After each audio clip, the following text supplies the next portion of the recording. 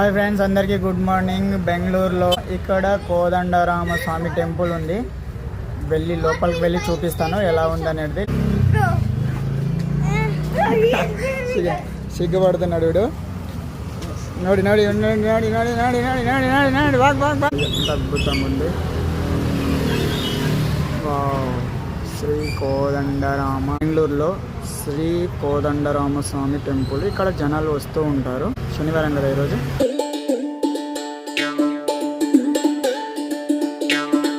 Temple view ఇలా ఉంది. లోపల కళ్యాణ మంటపం కూడా ఉంది ఇక్కడ.